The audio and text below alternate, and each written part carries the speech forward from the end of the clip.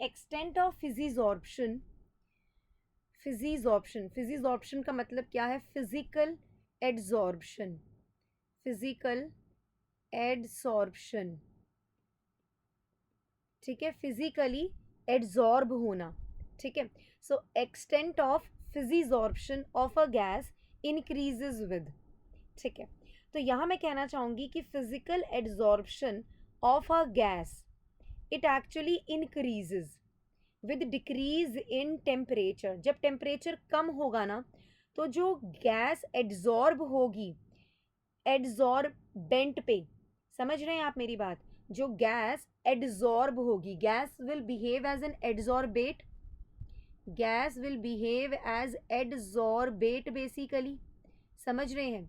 सो physical adsorption किसका? Gas का, वो इंक्रीज होगा ऑन द एड्सॉर्बेंट जब हमारा टेम्परेचर डिक्रीज करेगा, क्योंकि at higher temperature weak van der Waals forces between the gas and the surface it becomes difficult to exist basically.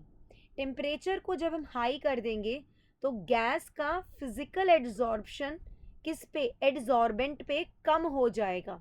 मैं आपको कहना चाहूँगी कि रिएक्टेंट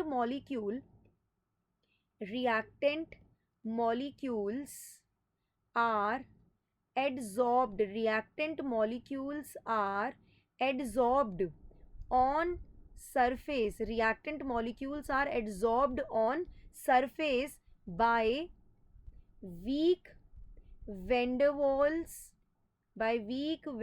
Waals, forces, clear है? So with increase in temperature what we actually see, with the increase in temperature there will be what? The absorption of gas will decrease basically, ठीक है। सो जब हम टेम्परेचर इंक्रीज करेंगे तो फिजिजॉर्प्शन of a gas decrease कर जाएगी।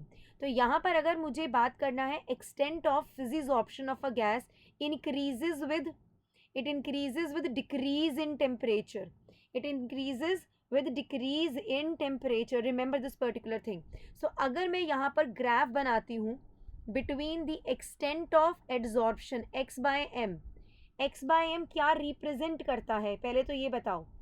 x by m represent करता है extent of adsorption, extent of adsorption, extent of adsorption है कौन?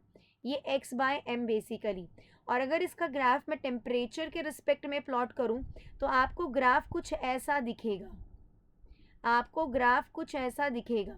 समझ में आई ये वाली बात? So with increase in temperature extent of adsorption decreases, ठीक है, and increase in temperature decreases the extent of adsorption.